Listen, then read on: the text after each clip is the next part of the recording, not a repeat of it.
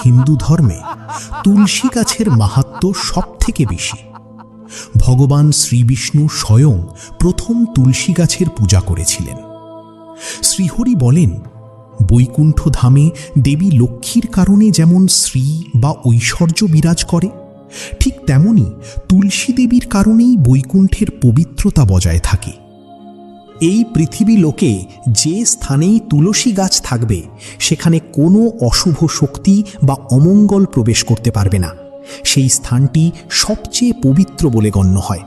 আর এই কারণেই আমাদের প্রত্যেকের বাড়িতে একটি করে তুলসী গাছ অবশ্যই লাগানো উচিত। তুলসী তলায় প্রদীপ জ্বালালে কি হয়, আসুন আমরা একটি প্রাচীন ও মহান কাহিনীর মাধ্যমে তা জেনে নিই। এই কাহিনীটি স্বয়ং ভগবান শ্রীকৃষ্ণ দেবী সত্যভামাকে শুনিয়েছিলেন। এক সময়ের কথা, দেবী সত্যভামা ভগবান শ্রীকৃষ্ণের কাছে এসে বিনম্রভাবে জিজ্ঞেস করলেন, হে স্বামী, আপনি আমাকে তুলসী গাছে জল দেওয়ার মহিমা শুনিয়েছেন, কিন্তু তুলসী তলায় প্রদীপ জ্বালানোর গুরুত্ব বা মাহাত্ম্য ঠিক কী? কেন প্রতিদিন সন্ধ্যায় তুলসী তলায় প্রদীপ জ্বালানো হয়? এর ফলে মানুষ কি ফল পায়? এছাড়া প্রদীপ জ্বালানোর সঠিক নিয়মই বা কী? আর প্রদীপ দেওয়ার সময় কোন মন্ত্র পাঠ করা উচিত? দয়া করে আপনি আমাকে বিস্তারিতভাবে বুঝিয়ে বলুন। ভগবান শ্রীকৃষ্ণ সহাস্যে বললেন, হে দেবী, তুমি আজ সমগ্র জগতের কল্যাণের কথা ভেবে খুব সুন্দর একটি প্রশ্ন করেছ। তোমার এই প্রশ্নের উত্তর দেওয়ার আগে আমি তোমাকে একটি প্রাচীন ইতিহাস শোনাব। সেই কাহিনীটি শুনলেই তুমি তোমার সব প্রশ্নের উত্তর পেয়ে যাবে। সন্ধ্যায় তুলসী তলায় প্রদীপ জ্বালালে যে পুণ্য লাভ হয়, আমি এই কাহিনীতে ঠিক সেটাই বর্ণনা করব।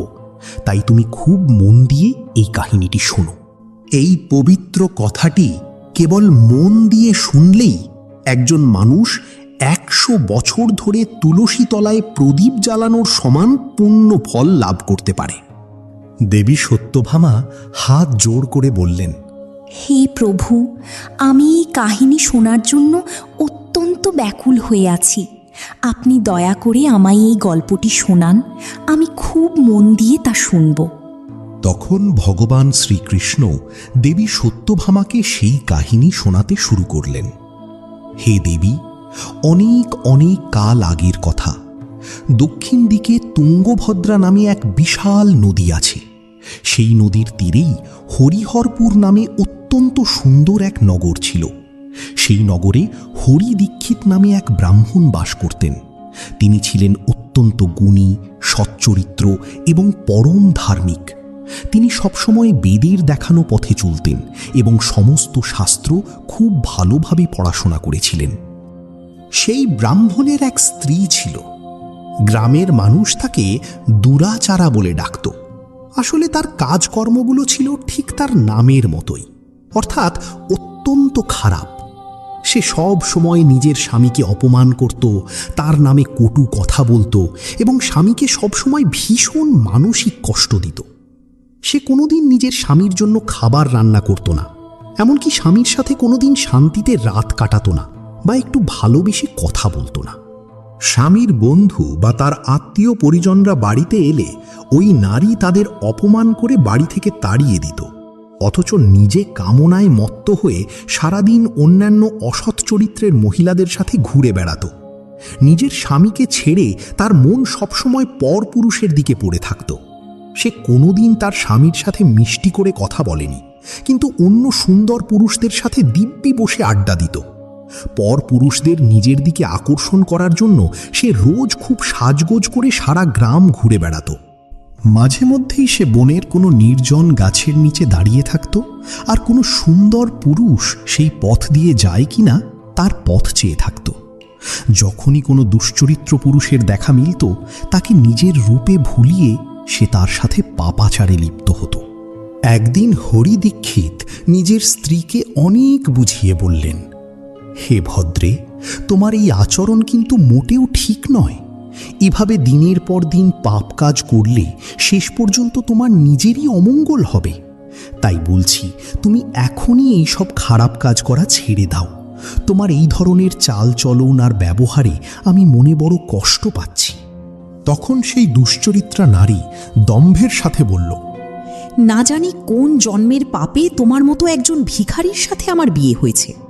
মনে হয় গত জন্মে আমি কেবল পাপই করেছিলাম, আর সেই কারণেই তোমার মতো এক গরিব স্বামী আমার কপালে জুটেছে। তুমি তো আমার কোনো শখ আহ্লাদি পূরণ করতে পারো না।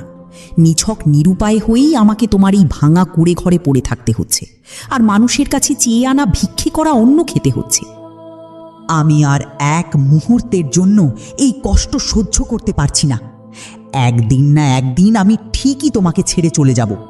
তোমার সাথে থাকলে এই জন্মেও আমার কেবল পাপই হতে থাকবে। তাই এবার আমি অন্য কোনো এক ধনী মানুষকে বিয়ে করব। হরি দীক্ষিত অত্যন্ত ধৈর্যের সাথে তার স্ত্রীকে বোঝানোর চেষ্টা করে বললেন, হে প্রিয়, তুমি এই ধরনের কুকথা বলো না। নিজের স্বামীকে ত্যাগ করার চিন্তা মন থেকে একবারে বের করে দাও।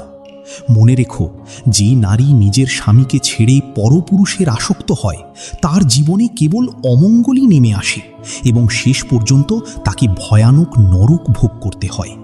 স্বামীর এই উপদেশের কথা শুনে সেই দুশ্চরিত্রা স্ত্রী আরও রেগে গিয়ে বলল, নরকে তোমাকেই যেতে হবে, কারণ তুমি নিজে কোনো কাজকর্ম করো না, মানুষের দুয়ারে ভিক্ষে করে খাও, আর আমাকেও সেই ভিক্ষের বাসি কাশি অন্ন খাওয়াও। যে স্বামী তার স্ত্রীকে সবসময় দুঃখী আর অসন্তুষ্ট রাখে, সেই স্বামীকেও নরক বাস করতে হয়। তোমার এই ঘর কোনো জেলখানা বা নরক যন্ত্রণার চেয়ে কম কিছু নয়। তোমার সাথে এই ভিটে পড়ে থাকার চেয়ে নরকে গিয়ে থাকা অনেক ভালো। এইভাবে সেই নারী নানা ধরনের কটু কথা শুনিয়ে এবং আজে বাজে অপশব্দ ব্যবহার করে নিজের স্বামীকে বারবার অপমান করতে লাগল। স্বামী শত ভালো কথা বললেও তার মনে কোনো পরিবর্তন হলো না। ভগবান শ্রীকৃষ্ণ বলতে লাগলেন, হে দেবী, যে স্ত্রী নিজের স্বামীকে অনাদর করে আর বারবার অপমান করে তার ঘরে অলক্ষ্মী বা দুর্ভাগ্যেরই বাস হয়। স্বামীকে ত্যাগ করে পরপুরুষের সঙ্গ চাওয়া নারীকে নরকের কঠিন শাস্তি অবশ্যই ভোগ করতে হয়। এবার শোনো, সেই দুরাচারী মহিলার ভাগ্যে শেষ পর্যন্ত কি ঘটেছিল। একদিন সেই মহিলা বনের ভেতর গিয়ে একটি গাছের নিচে দাঁড়িয়ে রইল। তার মন তখন কুচিন্তায় মত্ত। সে এক সুন্দর পরপুরুষের আশায় সেখানে চাতকের মতো পথ চেয়েছিল, কিন্তু অনেকটা সময় কেটে যাওয়ার পরেও সেখানে কোনো পুরুষের দেখা মিলল না। এতে সে খুব ভেঙে পড়ল এবং নিজের মনে যাকে খুঁজছিল তাকে না পেয়ে ছটফট করে চারদিকে তাকাতে লাগল। সেদিন তার সমস্ত চেষ্টাই বিফলে গেল। মনের মতো কাউকে না পেয়ে সে একা সেই বনের মধ্যে দাঁড়িয়ে নিজের কপাল চাপড়াতে লাগল এবং নানা ধরনের প্রলাপ বকে বিলাপ করতে শুরু করল। হায় হায়, আজ এই পথে একটাও সুন্দর পুরুষের দেখা মিলল না। এখন আমি আমার মনের এই কামনা মেটাবো কি করে? আজকের রাতটা আমার কিভাবে কাটবে? কে আমার এই রূপসী শরীরের স্বাদ নেবে? আমার এই যৌবন আর সৌন্দর্য তো কোনো কারণ ছাড়াই বৃথা নষ্ট হয়ে যাচ্ছে। কারুর মনে কি এই সুন্দর শরীরটাকে পাওয়ার একটুও ইচ্ছে জাগে না? এখন আমি কোথায় যাই? কেই বা আমাকে আপন করে নেবে? কার সাথেই বা আমি আমোদ প্রমোদ করব? আমার স্বামী তো একটা আস্ত মূর্খ, কিন্তু এখন মনে হচ্ছে এই গোটা পৃথিবীটাই বুঝি মূর্খ পুরুষে ভরে গেছে। আমার মতো এমন সুন্দরী স্ত্রীকে পাওয়ার কোনো বাসনাই কি কারণ নেই? আমি তো এতটাই সুন্দরী যে স্বর্গের দেবতারাও আমাকে পাওয়ার ইচ্ছে করবেন। কিন্তু এই দুনিয়াটা এমন সব পাপিষ্ঠ আর অধম পুরুষে ভর্তি যারা আমার মতো এই অপ্সরার মতো রূপকেও অবজ্ঞা করছে। হে ভগবান, কোনো সুন্দর, বলবান আর শক্তিশালী পুরুষকে অন্তত আমার কাছে পাঠিয়ে দাও। সে যদি আমাকে ছিঁড়ে খুঁড়ে খেয়েও ফেলে, তাহলেও আমি পরম সুখে তাকে জড়িয়ে ধরব। ভগবান শ্রীকৃষ্ণ বলতে লাগলেন, হে দেবী, সেই নারী তখন বনের মধ্যে দাঁড়িয়ে ঠিক এইভাবে চিৎকার করে বিলাপ করছিল। সেই বনেই এক অত্যন্ত ভয়ানক বাঘ থাকত। সেই পাপী মহিলার গলার আওয়াজ শুনে বাঘটার ঘুম ভেঙে গেল। সে এক লাফে সেই স্ত্রীলোকটিকে ভক্ষণ করার খাওয়ার জন্য তার সামনে এসে হাজির হল। সেই বাঘটার নাম ছিল ধ্বংস। ধ্বংসের রূপ ছিল অত্যন্ত ভয়ঙ্কর। তার সারা শরীরে কালো আর কমলা রঙের ডোরা কাটা দাগ ছিল, যা বনের ছায়ার সাথে একদম মিশে যেত।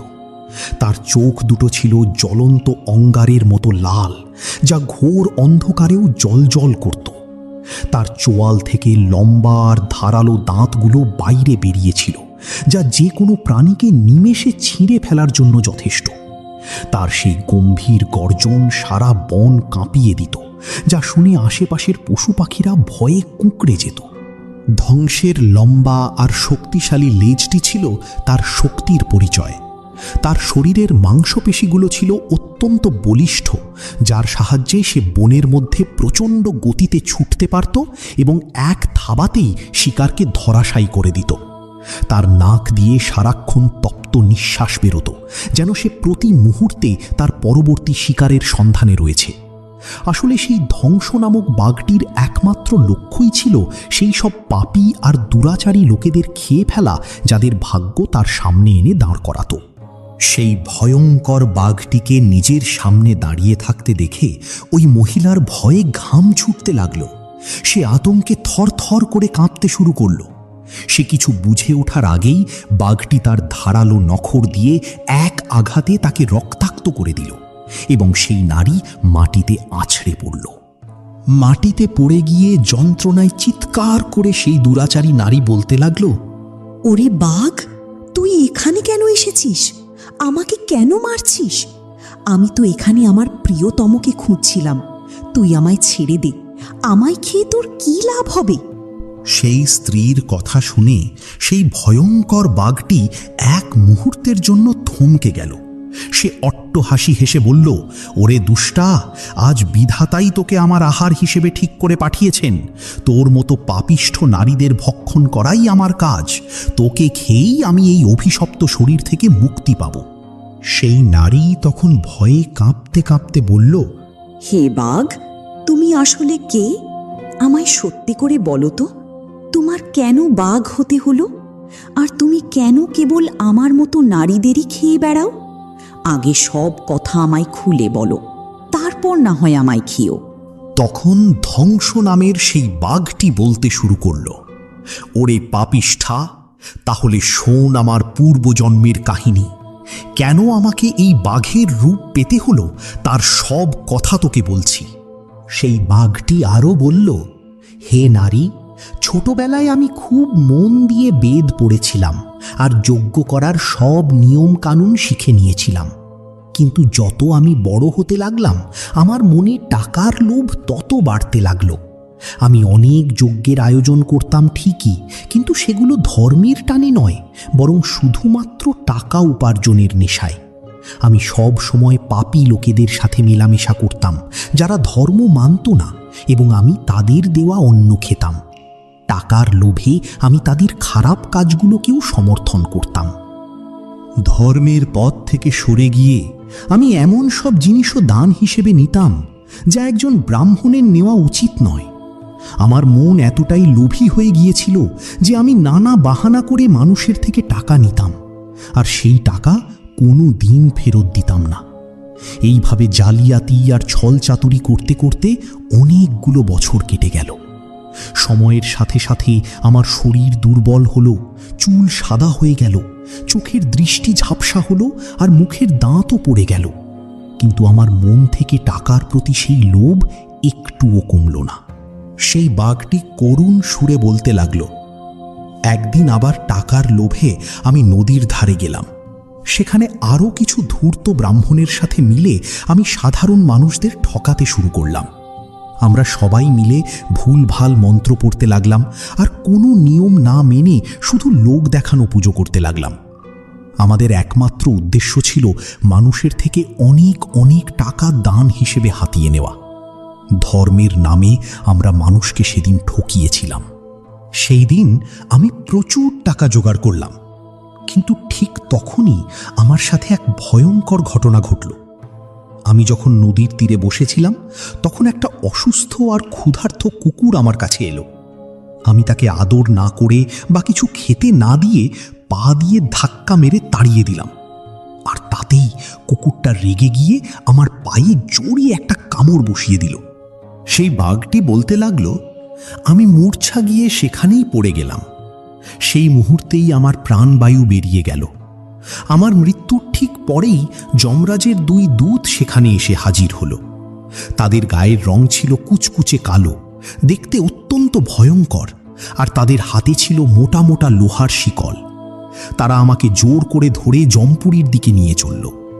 জমপুরীতে আমাকে যমরাজের সামনে দাঁড় করানো হলো। যমরাজ তার দিব্য সিংহাসনে বসে চিত্রগুপ্তকে আদেশ দিলেন যাতে তিনি আমার জীবনের সমস্ত ভালো মন্দ কাজের হিসেব দেন। চিত্রগুপ্ত অত্যন্ত গম্ভীর গলায় বললেন, হে ধর্মরাজ, এই ব্রাহ্মণ যার নাম বেদানন্দ, সে নিজের জীবনে ঘোর পাপ করেছে। ধর্মের নামে সে সাধারণ মানুষকে ঠকিয়েছে, ভুল মন্ত্র উচ্চারণ করে যজ্ঞ করেছে, আর একভাবে ভগবানের অপমান করেছে। শুধু টাকার লোভে সে ধর্মের পথ থেকে দূরে সরে গিয়েছিল। সে কোনোদিনও সঠিক পথে চলেনি, তাই এই পাপিষ্ঠ ব্রাহ্মণকে নরকে পাঠানোই উচিত। এরপর যমরাজ তাঁর দূতদের আদেশ দিলেন, এই পাপীকে নরকের জ্বলন্ত আগুনে ফেলে দাও, ওখানেই ও নিজের কুকর্মের ফল ভোগ করবে।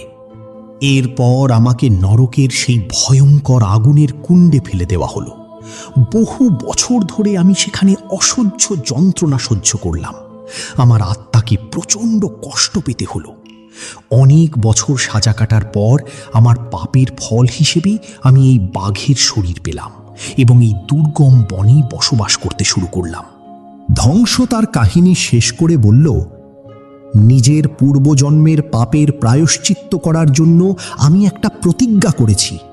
আমি ঠিক করেছি যে আমি কোনো দিনও কোনো মহাত্মা, সাধু পুরুষ বা সতী সাধ্বী নারীকে আক্রমণ করব না। আমি কেবল সেই সব পাপী, দুরাচারী আর কুলটা নারীদেরই ভক্ষণ করি যারা নিজের জীবনে অধর্মের পথে চলে অন্যকে কষ্ট দিয়েছে। আমার বিশ্বাস, এই কাজ করলে আমি আমার পাপ থেকে মুক্তি পাব এবং খুব শীঘ্রই এই পশুর শরীর থেকেও রেহাই পাব।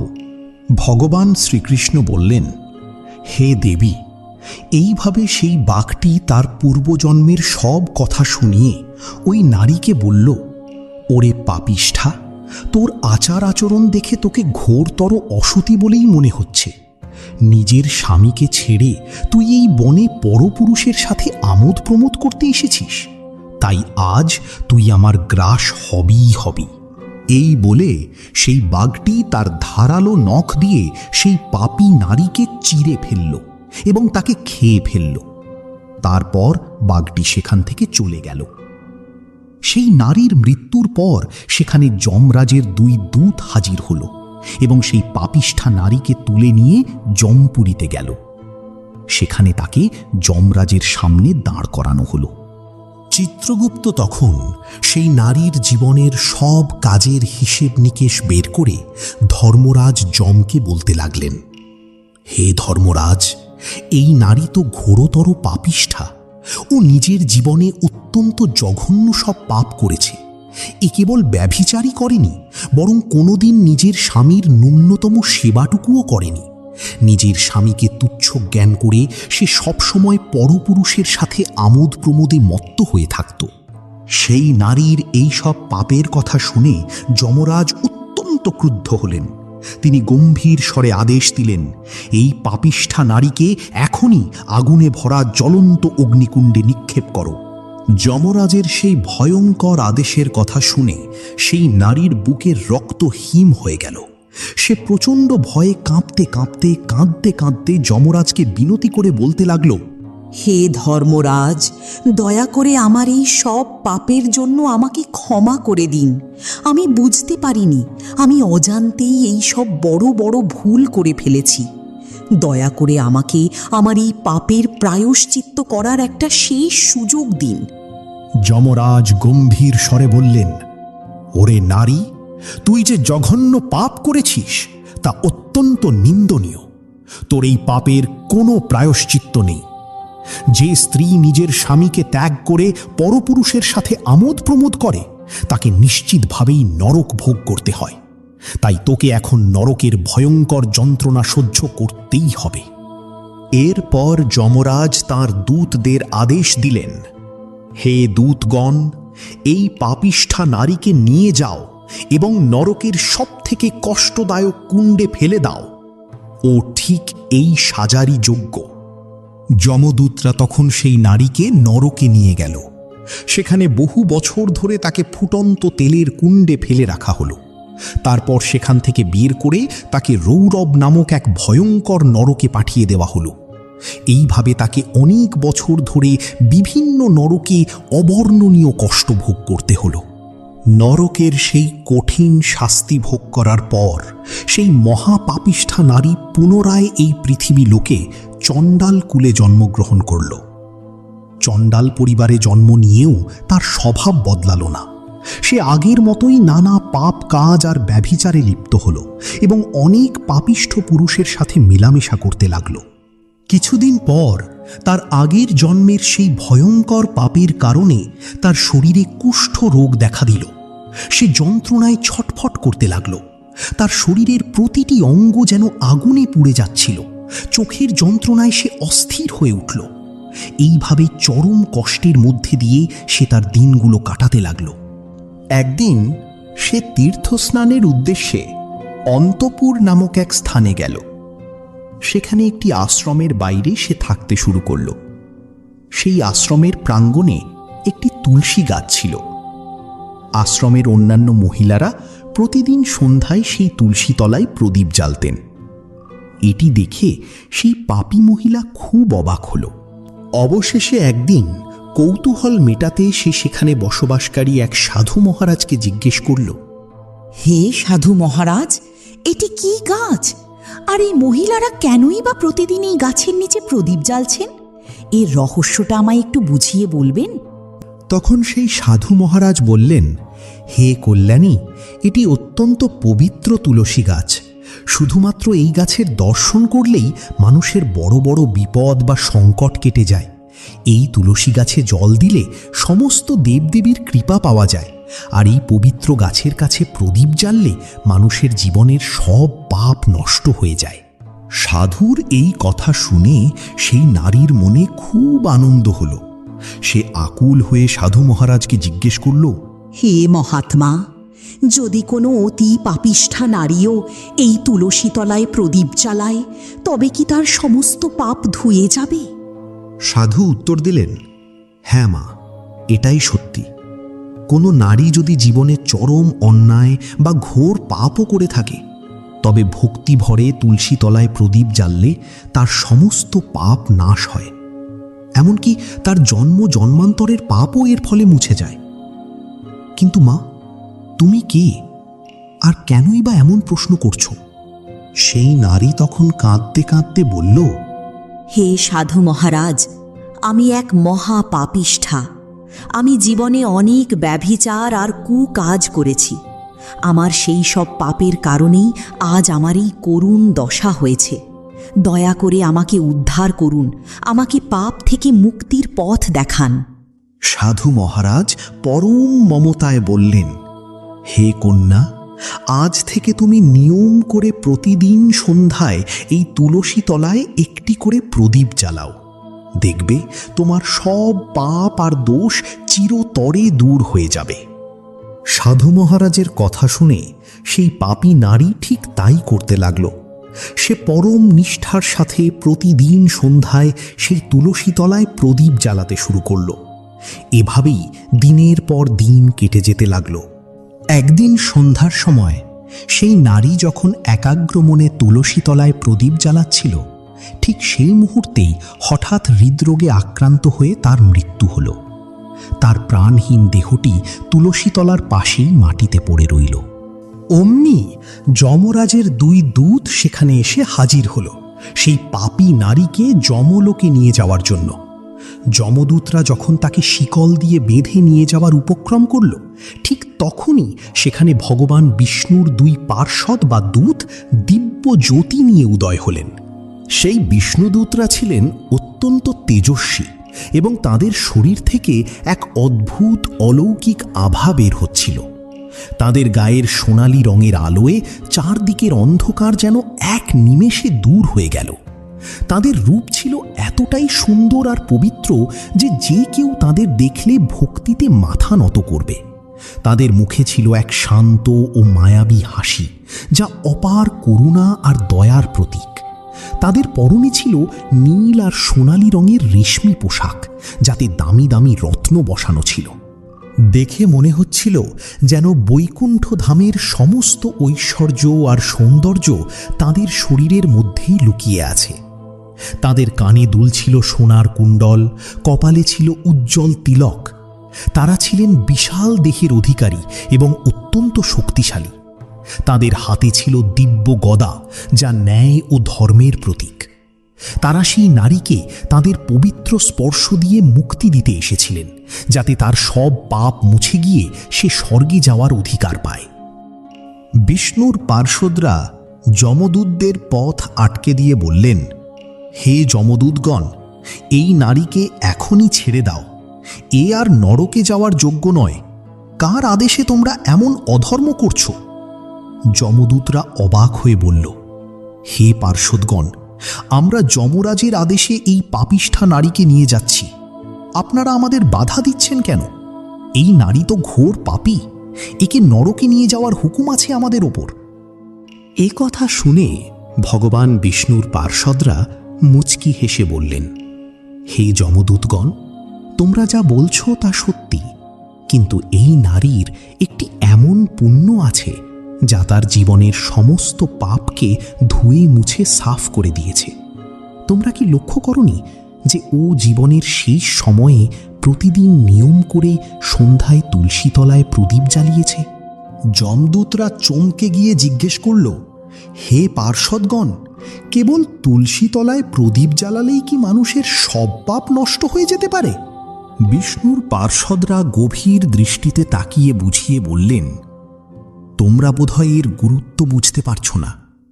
তুলসী দেবী স্বয়ং ভগবান বিষ্ণুর অত্যন্ত প্রিয়। যে ভক্ত শ্রদ্ধা ও ভক্তি নিয়ে তুলসী তলায় প্রদীপ জ্বালায়, শ্রীহরি নিজেই তার উপর কৃপা করেন। বিশেষ করে সন্ধ্যার সময় প্রদীপ জ্বালালে সেই পুণ্যের ফল কয়েক গুণ বেড়ে যায়। এই পুণ্য কেবল পাপ নাশ করে না, বরং মানুষকে স্বর্গের অধিকারী করে তোলে। এই নারী জীবনের শেষ কদিন অত্যন্ত শুদ্ধ মনে তুলসী দেবীর পুজো করেছে আর প্রদীপ জ্বেলেছে, যার ফলে তার সব পাপ পুড়ে ছাই হয়ে গেছে। ও এখন আর নরকে যাওয়ার মতো পাপিষ্ঠা নেই।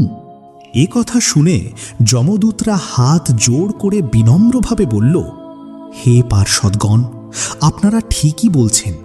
আমরা ওর এই ভক্তির কথা জানতাম না।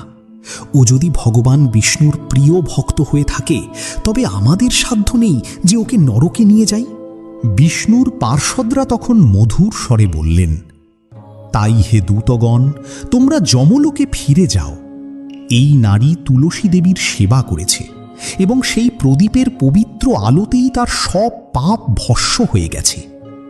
এখন ওকে আমরা সসম্মানে বিষ্ণুলোকে বা বৈকুণ্ঠে নিয়ে যাব, যেখানে ওর জন্য আনন্দ অপেক্ষা করছে। পার্ষদদের কথা শুনে যমদূতরা সেই নারীকে ওখানেই ছেড়ে দিয়ে যমলোকে ফিরে গেল এবং সেখানে গিয়ে ধর্মরাজ যমরাজকে সমস্ত ঘটনা বিস্তারিতভাবে জানাল। এরপর ভগবান বিষ্ণুর পার্ষদরা সেই নারীকে এক দিব্য বিমানে বসিয়ে পরম আদরে স্বর্গলোকে নিয়ে গেলেন। ভগবান শ্রীকৃষ্ণ কাহিনী শেষ করে বললেন, হে দেবী সত্যভামা, দেখলে তো, কেবল তুলসী তলায় প্রদীপ জ্বালানোর ফলেই মানুষের সব পাপ কি অনায়াসে নষ্ট হয়ে যায়।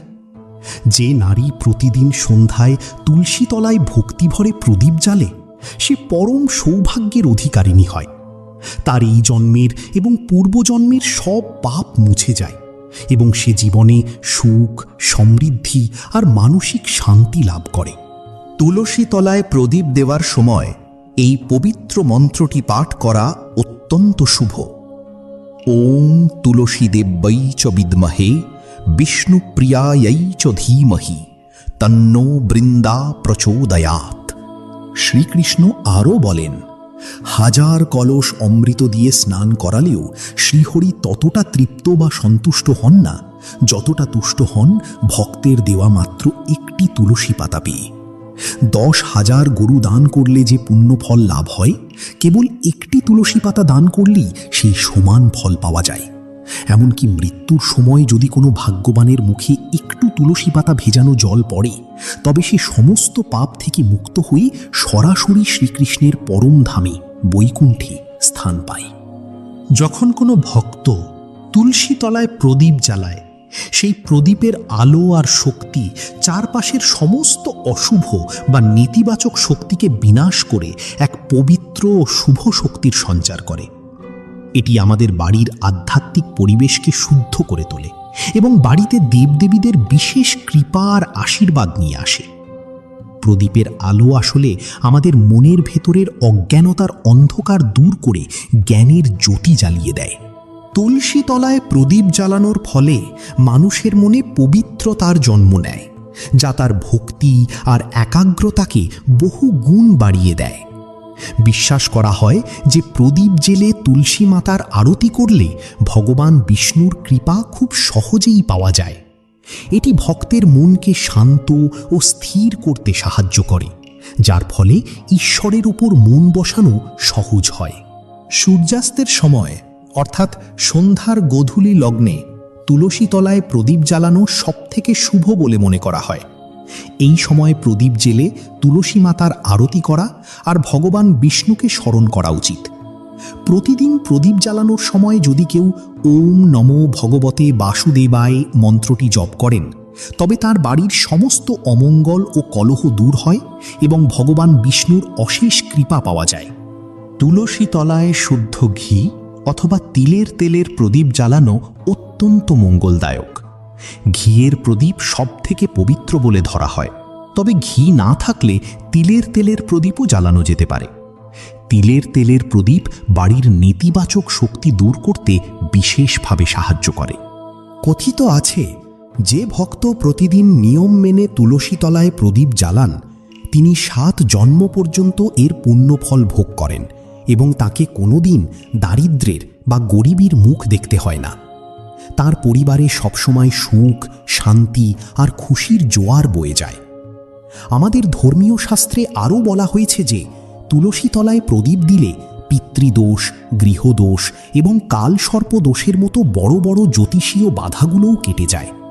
এই পবিত্র নিয়মটি পালনের ফলে আত্মার শুদ্ধি ঘটে এবং জন্ম জন্মান্তরের পাপ ধুয়ে যায়।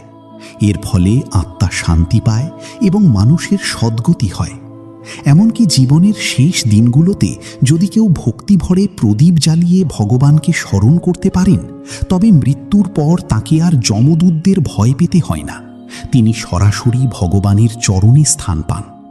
এছাড়াও এর ফলে দেবী লক্ষ্মীর বিশেষ আশীর্বাদ পাওয়া যায়, যার ফলে সংসারে কোনোদিন অর্থের অভাব হয় না এবং শ্রীবৃদ্ধি ঘটে। বন্ধুরা, এভাবেই ভগবান শ্রীকৃষ্ণ স্বয়ং তুলসী তলায় প্রদীপ জ্বালানোর অলৌকিক মাহাত্ম্য বর্ণনা করেছেন। আপনাদের এই কাহিনীটি কেমন লাগলো তা দয়া করে জানাবেন।